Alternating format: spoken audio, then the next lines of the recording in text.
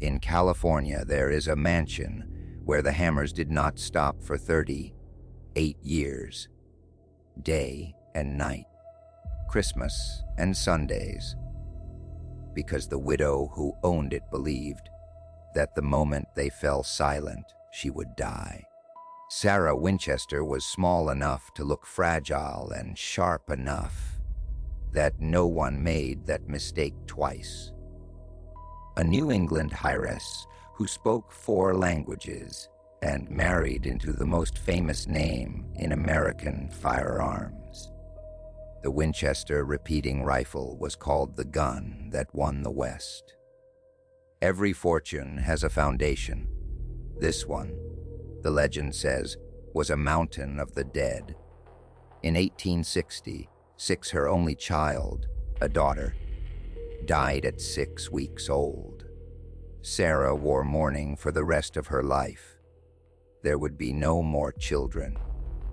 15 years later, her husband followed, taken by tuberculosis, and Sarah inherited $20 million and half the company.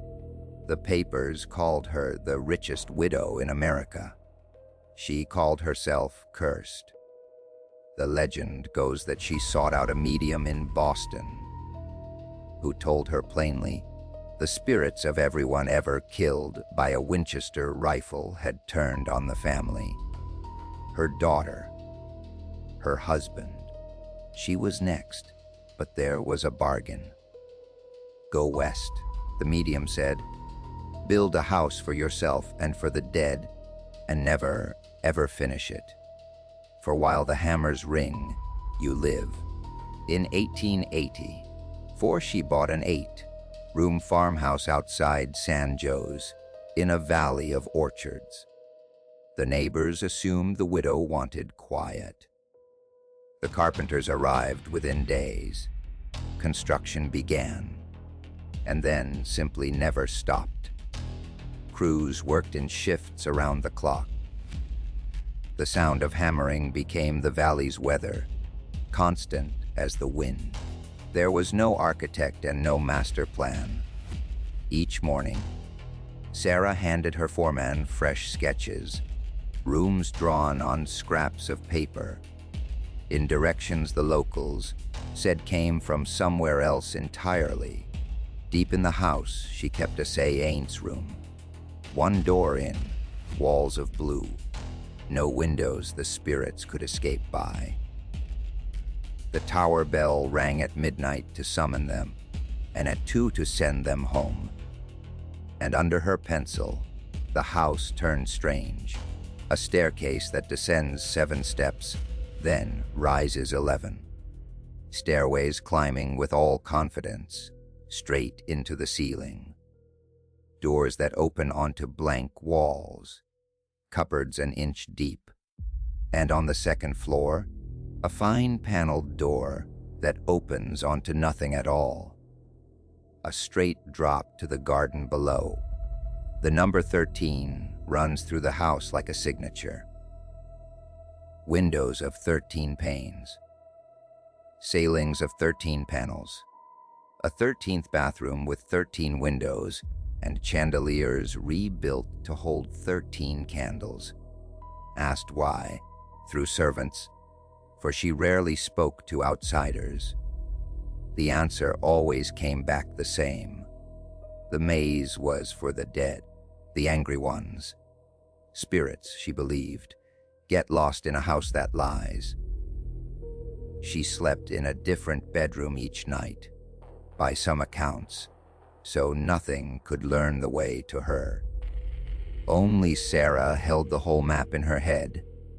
The dead and the living had to guess. It was no shack she hid in, gold and silver chandeliers, parquet floors of rare woods, stained glass ordered from the finest houses, including a spiderweb window set with 13 jewels. Then, in April of 1906, the great earthquake tore through California. The mansion's 7-story tower folded, and somewhere inside the maze, Sarah was trapped. It took the servants hours to find her.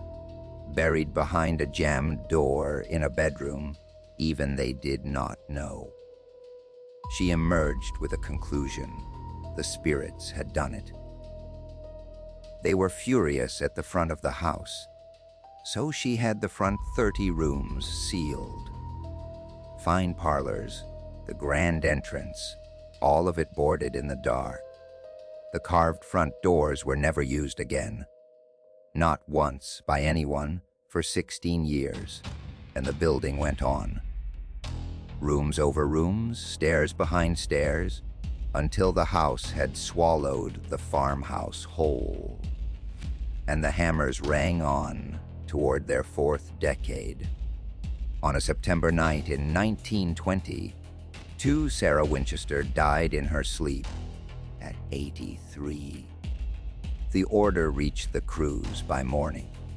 They put their hammers down and left nails half, driven in the walls. Her will ran to 13 parts, signed 13 times. The appraisers tried to count the rooms and kept getting different numbers. They settled, in the end, on 160. 160 rooms, 2,000 doors, 47 stairways, 6 kitchens, and not one master plan anywhere to explain a single inch of it. The house opened for tours within a year, and the reports began almost as quickly. Footsteps in empty corridors, a workman with a wheelbarrow in the basement who vanishes mid-glance, cold that follows. Madness, grief, or a bargain that worked. Here is the only fact the skeptics never quite put down. The medium promised she would live while the hammers rang. They rang for 38 years, and she did.